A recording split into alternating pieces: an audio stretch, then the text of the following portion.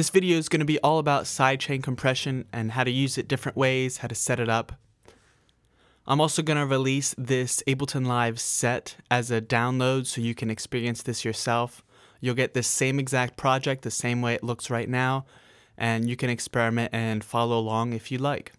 So for this set, I have the sidechain set up so that when I press the 1 key at the top of the keyboard, you'll see this kick turn on and off. This will totally turn on and off the sidechain compression for the entire track. Let me show you the track right now, and I'll try to make the sidechain as obvious as possible.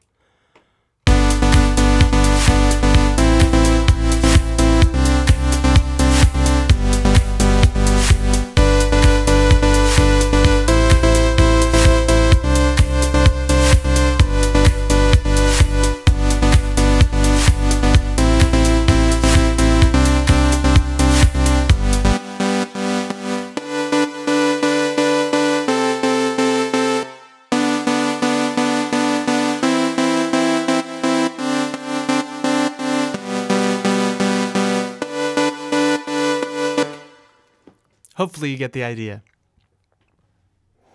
So to set up sidechain compression, let's grab a compressor from the audio effects. Just drag it in here. Let me turn this compressor off. I have this on a grouped track, so I have these 3 sounds underneath of it.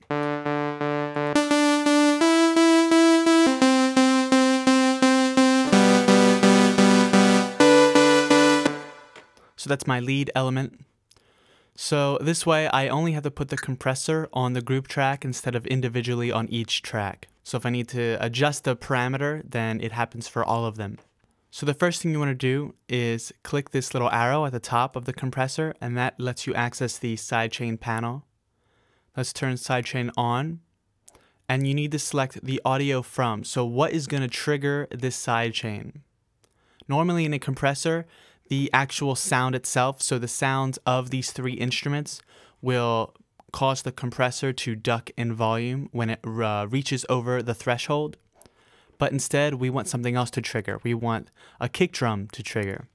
An interesting trick that I do is create what I call an invisible track, and I layer them different colors every 8 bars just to help me understand the pace of my track. So naturally I would just put another black there, put another white here, and that would be the progression of my track. I know that every 2 of these or every 1 of these, something should change, something should develop in the song. So the invisible kick is just a kick drum. Let me solo this for you. This is a kind of punchy kick drum. You can use any kick drum. It doesn't have to be necessarily punchy, just as long as it's not overwhelmingly a long, like low-end bass. Like you don't necessarily want to use an 808 to trigger your sidechain. Having this invisible track allows you to have 2 different kick drums, one for your track and one for the pumping of the sidechain. Let me grab a different drum.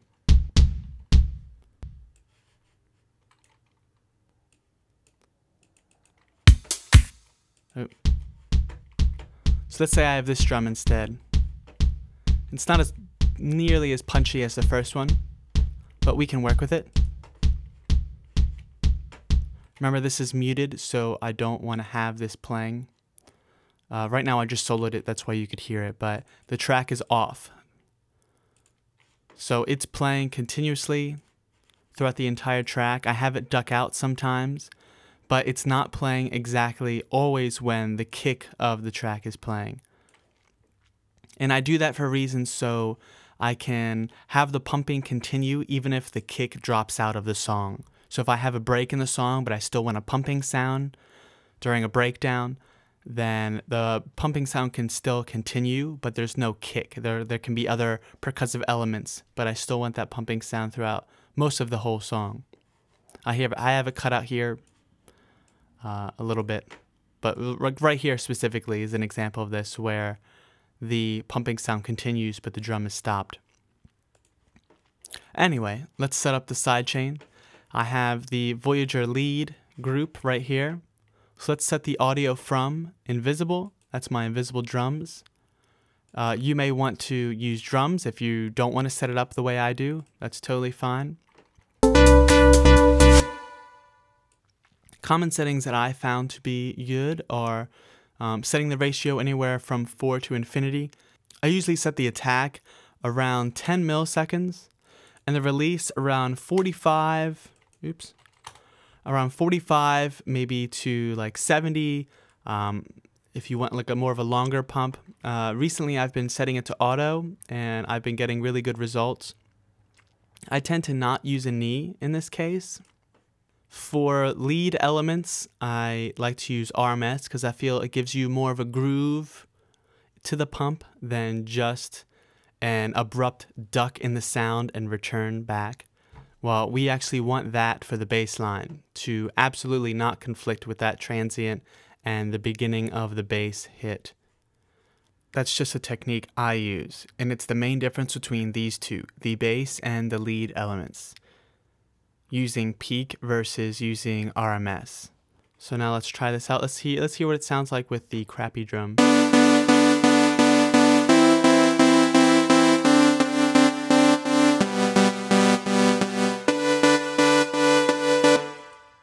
That's not too bad.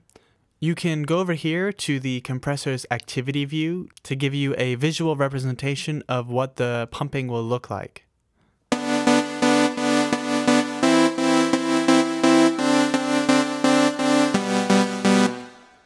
If you find that you don't like the way that your kick sounds, then I would recommend turning on the EQ. Push these headphones in to just hear the kick.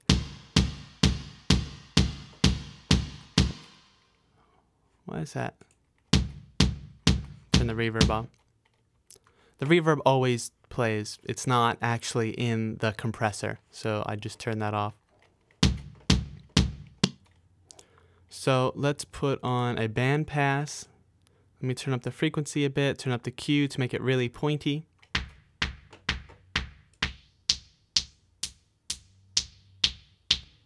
You just want a good punch of a beater sound to get the compressor to start working.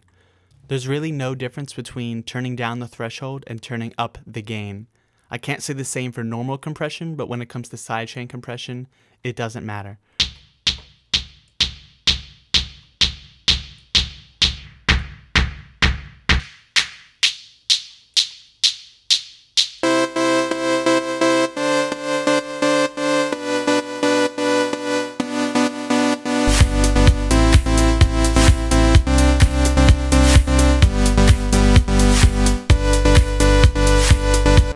It sounds pretty good.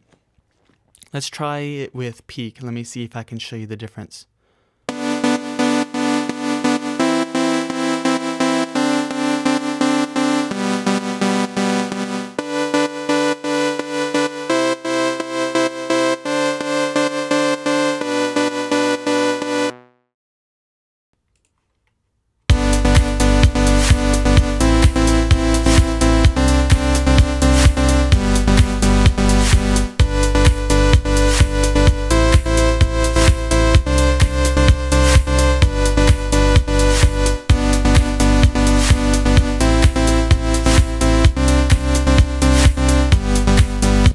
It's a subtle change, but I feel like it makes a huge difference in my tracks.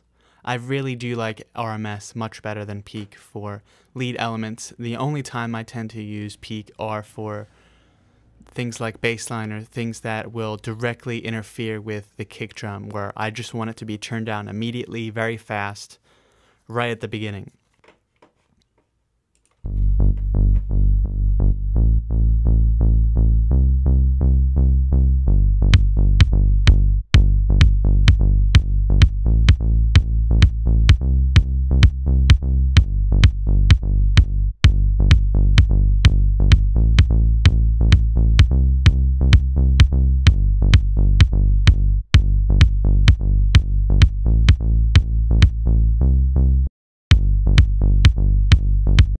I tend to not want my bass lines to be ducked for too long. I just want it to be short and abrupt.